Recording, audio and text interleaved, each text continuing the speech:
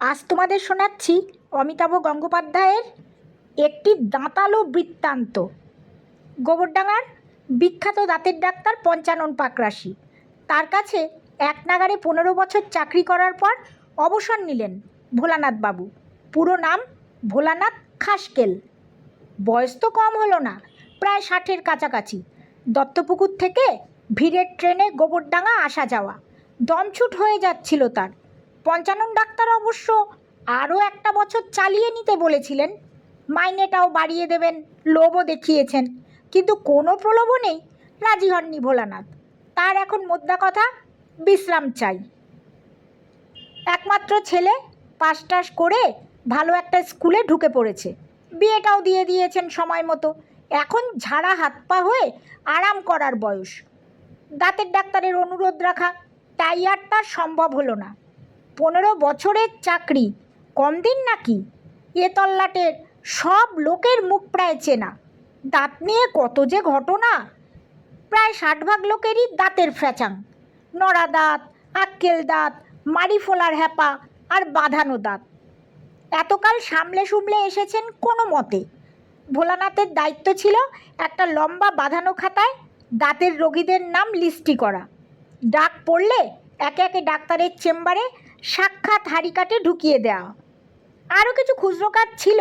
প্রয়োজনে ডাক্তারের দাঁত তোলার যন্ত্রগুলো কাছে এগিয়ে দিতেন। রোগীর হাঁ করা মুখের বিশ্বরূপ দর্শনটি অবলোকন করতে করতে আলোটি ডাক্তারের নির্দেশে ঠিকমতো ফোকাস করতেন। এমনি নানা হাজার গন্ডা কাজ। ডাক্তারের হাতের ভেলকিবাজি দেখতে দেখতে গায়ে তার কাঁটা দিয়ে উঠত। পাকরাশি তার চকচকে অস্ত্র দিয়ে দন্ত সংহারে নেমে পড়েছেন। এ সময় যেন চোখের পলক পড়ত না ডাক্তারের। মুখে বিরাজ করত গ্রানিট পাথরের কাঠিন্য। অবশেষে নানা কসরতের পরে শেষকালে পোকায় কাটা মৃতপ্রায় দন্তটিকে সবলে উৎপাটন করে উজ্জ্বল আলোয় রোগীকে সেটি দেখাতেন, যেন এক ভয়ঙ্কর যুদ্ধজয়। এ সময় ভারী ভক্তি আর শ্রদ্ধা জন্মাত ভোলানাথ বাবুর। যাক সে কথা, চাকরি থেকে ছুটি নেবার কিছুদিন পরেই গোলমালটা ধরতে পারলেন ভোলানাথ। বুঝলেন, অথচ কাউকে বলাও যাচ্ছে না খোলাখুলি। আসলে সমস্যাটা এমনই অদ্ভুত যে দোটানায় পড়ে গেলেন তিনি। ডাক্তারের চেম্বারে এতদিন কাজ করলেও ঈশ্বরের আশীর্বাদে নিজের দাঁতগুলো তার অটুট। এই বয়সেও দিব্যি আচ্ছাড়িয়ে খান, কোনো ঝঞ্ঝাট নেই। এজন্য খানিকটা গর্বও আছে বইকি। বন্ধু বান্ধব জ্ঞাতি গোষ্ঠীর অনেকেরই তো দাঁত খসে পড়েছে ইতিমধ্যে। প্রতিদিনের অভ্যেস নিমের ডাল দিয়ে দাঁতন করেন। তার দাঁত ঝনঝনও করে না কিংবা রক্তও পড়ে না। তবু একই সমস্যায় পড়ে গেলেন ভোলানাথ। কখনই কি ভেবেছিলেন এমনটা হবে? ব্যাপারটা প্রথম ধরা পড়ল বন্ধু পশুপতির ছেলের বিয়েতে গিয়ে। চালের ব্যবসা করে পয়সা করেছে পশুপতি। পাড়া পড়শি বন্ধু বান্ধব কাউকেই বাদ দেয়নি বিয়েতে। বরযাত্রী হিসেবে ভোলানাথও গিয়েছিলেন রানাঘাট। ঠিক রানাঘাট নয়, জায়গাটার নাম বগুলা। রানাঘাট ছাড়িয়েও অনেকটাই পথ। বিলাসবহুল দামি বাসের ব্যবস্থা। বেশ আরাম করেই বসেছিলেন, মনটাও বেশ ফুরফুরে। কিন্তু বাসের মজলিসি বরযাত্রীদের হাসি ঠাট্টা কৌতুকের মধ্যে হঠাৎই তিনি টের পেলেন নিজে একেবারেই হাসছেন না। হাসতে গেলেই চোয়ালটা যেন আটকে যাচ্ছে। ব্যাপারটা কীরকম হলো? আর চোখে তাকিয়ে দেখেন বরকর্তা পশুপতি হাসির কারবার জুড়ে দিয়েছেন। কিভাবে এক মহা চালিয়াত সবজান্তা লোক ল্যাজে গোবরে হলো তারই ইতিবৃত্ত। পান খাওয়া ছোপ ধরা দাঁতগুলো তার বাসের আলোয় প্রকট হচ্ছিল বারবার। কিন্তু ভোলানাথ বাবুর মুখের হাসি কোথায়? যেন এক অদৃশ্য ব্লটিং পেপার নিঃশেষে শুষে নিয়েছে যাবতীয় হাসি। কি আর করবেন ভোলানাথ, রসভঙ্গ যাতে না হয় তাই মাথা দোলাতে লাগলেন, যেন কতই না উপভোগ করছেন ব্যাপারটা। আর ভাবতে লাগলেন মনে মনে, এ কী সর্বনাশ হলো তার। বিয়েবাড়িতে পৌঁছেও হাসি আর কৌতুকের অঢেল আয়োজন। বরপক্ষের নাদু বোস আদমনি কৈলাস একাই মেরে দিলে তারা 21টা বড় বড় করে রাজভোগ। ভোলানাথ তাকিয়ে রইলেন যেন রামগরুরের ছানা। ভাগ্যিস ভিড় আর হট্টগোলে কেউ সেভাবে লক্ষ্য করেনি তাকে। ফেরার পথে অনেক রাতে নিঝুম বাসে ফুরফুর করে ডাকছে পশুপতির নাক, পাশেই বসা ভোলানাথ বাবু, কিন্তু কোথায় হাসি? এমনকি হাসির বুড়বুড়িও কাটলো না পেটের মধ্যে। বাড়ি ফিরে চোখে মুখে ঠান্ডা জলের ঝাপটা দিয়ে অনেকক্ষণ বসে রইলেন অন্ধকার বারান্দায়। ঘুম আসছে না কেন যে হঠাৎই বিষম ভয়ে আতকে উঠে ধর্মড় করে উঠে পড়লেন তিনি। তবে কি হাসি অন্তর্ধানের কারণ এটাই? দীর্ঘ 15 বছর ডাক্তার পাকরাশির চেম্বারের কাজ করেছেন তিনি। প্রতিদিন দেখেছেন গাদা গাদা দাঁতের রোগী, হাসি নেই কারো মুখে, যেন এক অনন্ত শোক মিছিলের যাত্রী সবাই। এই হাস্যবিহীন ছবিটি চোখের সামনে আনাগোনা করেছে এতকাল, দিনের পর দিন, আর তার ফলেই কম্মটি কাবার একদম। তার নিজস্ব হাসিটাই ভয়ে ভয়ে ছুটি নিয়েছে চিরকালের মতো। বেশ কয়েকটা দিন কেটে যাবার পরেও অবস্থার কোনো উন্নতি হলো না। ইতিমধ্যে পাড়ার বসিরের বইয়ের দোকান থেকে 2-4টে হাসির গল্পের বই, এমনকি বালখিল্য জোকসের বই কিনেও নাড়াচাড়া করে দেখলেন। হাসি তো দূরের কথা, রাগ বাড়ল ঢের বেশি। খবরের কাগজে সেদিন দেখলেন লরেল হার্ডির একটা নামকরা হাসির বই এসেছে চৌরঙ্গি পাড়ায়। দমফাটা হাসির ছবি শুনে গুটি গুটি গেলেন দেখতে। না, তাতেও জুত হলো না। পাশের দর্শকটা হেসে কুটিপাটি হচ্ছে বুঝতে পেরে একসময় নিজেই বিরক্ত হয়ে বেরিয়ে এলেন হল ছেড়ে।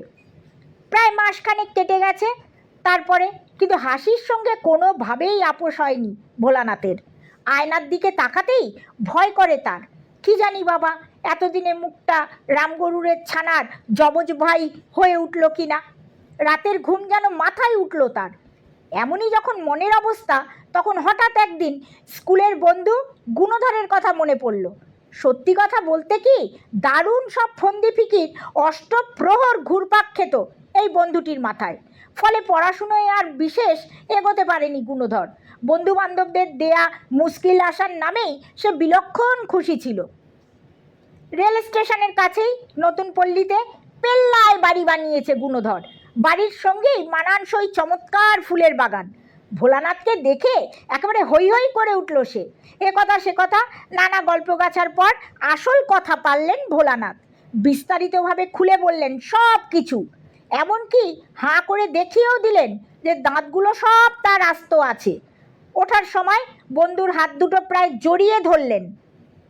তুই আমায় একটা উপায় বাতলে দে ভাই, হাসতে না পেয়ে পেট ফুলে ঢোল হয়ে যাচ্ছে, খিদে হজম হচ্ছে এক্কেবারে বরবাদ, তুই অন্তত এ যাত্রা বাঁচা আমায়। শেষ পর্যন্ত মুখ দিয়ে শব্দটা বার করলো গুণধর। ভাবিয়ে তুলল রীতিমতো। সবাই হাসে, তুই কেন হাসবি না? সবাই দাঁত দেখায়, তোর দাঁতগুলো কেন লুকিয়ে থাকে? এর একটা বিহিত তো করতেই হবে, দেখি কি করতে পারি। রোববারের সকালবেলা বারাসতের কাছারি মাঠের কাছে রিক্সা থেকে নামলেন ভোলানাথ। আগের দিন বন্ধুর কাছ থেকে কিছু টোটকা পেয়েছেন। হারানো হাসি ফিরে পাবার ফর্মুলা। একটা ছাপানো কার্ডও ধরিয়ে দিয়েছে গুণধর। তাতে লেখা আছে হাস্যময় সংঘ, কেবল হাসুন আর আয়ু বাড়ান, সপ্তাহে 2 দিন হাসি থেকে অট্ট হাস্য, দক্ষিণা মাসিক 100 টাকা, অভিজ্ঞ হাস্য বিশারদদের তত্ত্বাবধানে। গুণধর বলেছিল এতেই কাজ হবে। ছোকরা রিক্সাওয়ালাটা আঙুল দিয়ে চিনিয়ে দেয় জায়গাটা। হঠাৎই যেন ভোলানাথের শরীরটা শিরশির করে ওঠে। সত্যি কি হারানো হাসিটা ফিরে পাবেন? এই তার শেষ ভরসা। দূর থেকেই ধ্বনি তরঙ্গের মতো একটা কিছু শুনতে পাচ্ছিলেন। গুটি গুটি খানিকটা এগিয়ে আসার পর মালুম হলো ব্যাপারটা। মাঠের পাশেই ছোট্ট একটা ক্লাব ঘর, উজ্জ্বল রঙের সাইনবোর্ডে লেখা হাস্যময় সংঘ। ঠিক তার সামনেই সারিবদ্ধ হয়ে দাঁড়িয়ে বিভিন্ন বয়সের কিছু পুরুষ আর মহিলা। সারিবদ্ধ সদস্যদের মুখোমুখি দাঁড়িয়ে বিপুল বপু এক ভদ্রলোক। বোঝা গেল উনিই ট্রেনার। হাতে সাদা রঙের একটা রুমাল। মাঝে মাঝে ভদ্রলোক রুমালটাকে তুলে ধরছেন, প্রায় সঙ্গে সঙ্গেই ছিপি খোলা সোডার বোতলের মতোই নানা সুরে নানা কণ্ঠে হাসির কোরাস তুলছেন পুরুষ আর মহিলারা। রুমাল নামাতেই সব চুপ। দেখার মতোই দৃশ্য বটে ব্যাপারটা। দেখতে দেখতে হাস্যহীন ভোলানাথ হাঁ হয়ে যান। হাসি অবশ্য ফোটে না মুখে। হাসির কসরত দেখতে দেখতে খুব যে একটা বল ভরসা পান এমন নয়, কিন্তু গুণধরের ওপর তার অগাধ বিশ্বাস আর ভরসা যখন দিয়েওছে, শেষ পর্যন্ত দেখতে দোষ কি। হাসির আসর সেদিনের মতো শেষ হলে ট্রেনার ভদ্রলোকের সঙ্গে আলাপ জমালেন, বিস্তারিত খুলে বললেন সব কিছু। ভদ্রলোক অমায়িক প্রকৃতির, ধৈর্য ধরে শুনলেন যাবতীয় সমস্যা। সেরে যাবে আপনার এ রোগ, কিচ্ছুটি চিন্তা করবেন না। এমন হাসি হাসবেন একদিন বাড়ির লোকেরই আক্কেল গুরুম হয়ে যাবে। ভর্তি হয়ে যান আজকেই, পূর্ণিমার দিন আজ, তিথি নক্ষত্র সব শুভ। টাকাটা জমা দিয়ে সদস্য কার্ড নিয়ে আজকে যান, আসবেন আগামী সপ্তাহ থেকে সকাল ঠিক 7টার মধ্যে। প্রাঞ্জল করে সব কিছু বোঝাবার পরে ভদ্রলোক হাসি হাসি মুখে ছাপানো ফর্মটা এগিয়ে দেন। দেরি করেননি ভোলানাথ, ফর্ম ভর্তি করে টাকা জমা দিয়ে হাস্যময় সংঘের নবীন সদস্য হয়ে গেলেন। বুক ভরা আশা নিয়ে সেদিনের মতো বাড়ি ফিরলেন ভোলানাথ বাবু। সপ্তাহখানেক কেটে গেছে, তারপর হাস্যময় সঙ্গে যথা নিয়মে গেছেন তিনি। উপস্থিত সদস্যদের সঙ্গে দাঁড়িয়েওছেন এক লাইনে। রুমাল উত্তোলনের সঙ্গে সঙ্গে সদস্যরা হাসির কোরাসে গলা মিলিয়েছেন সবাই। কিন্তু তার বেলা যথাপূর্ব তথা পরম, হাসির কণামাত্র দেখা যায়নি তার মুখে। নেহাত যেন সঙ্গের মতোই দাঁড়িয়ে রইলেন তিনি, বরং ওই দমফাটা হাসির ধাক্কায় মাথার ভিতর দপদপ করতে লাগলো, বুকের মধ্যেটা গুড়গুড় করে উঠল, আর চোখ বুঝে রকমারি দাঁতের ঠোকাঠুকি দেখতে লাগলেন ভোলানাথ। ঘাম জমে গেল তার কপালে। এক সপ্তাহ পরে ট্রেনার ভদ্রলোক গজপতি সাহা পাকড়ালেন তাকে।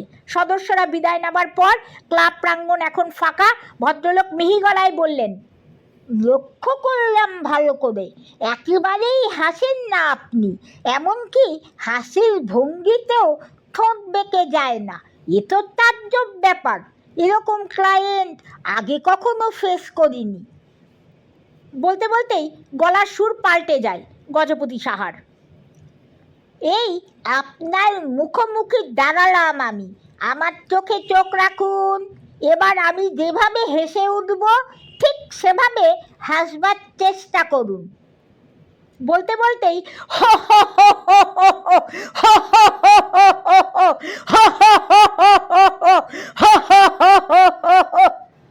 আকাশ ফাটিয়ে হেসে ওঠার উদ্যোগ নিলেন গজপতি। সঙ্গে সঙ্গেই একটা অদ্ভুত কাণ্ড ঘটে গেল। ভোলানাথ বাবু কিছু বুঝবার আগেই টর্পেডোর মতো তীব্র বেগে গজপতির ব্যাধিত মুখ থেকে কিছু একটা ছুটে এলো তার দিকে। ছেলেবেলার স্কুল মাঠে খেলা উইকেট কিপিংয়ের নির্ভুল দক্ষতায় সেটা পাকড়ে নিলেন ভোলানাথ খাসকেল। এক পাটি বাঁধানো ধবধবে সাদা দাঁত, আর ওটা নির্ভুলভাবে বেরিয়ে এসেছে ট্রেনারের মুখ থেকেই। হঠাৎ যেন পেটের মধ্যেটা কুলকুল করে উঠল ভোলানাথের, গলা দিয়ে কি যেন উঠে আসছে বিদ্যুৎ গতিতে, আর তারপরেই এক টানে খুলে ফেলা সোডার বোতলের মতোই রাশি রাশি বন্যার মতো হাসির দমকে যেন বিধ্বস্ত হয়ে পড়লেন তিনি। গজপতির বেকুব চেহারাটার দিকে কৃপা দৃষ্টিতে তাকিয়ে প্রাণ খুলে হাসতে লাগলেন ভোলানাথ খাসকেল।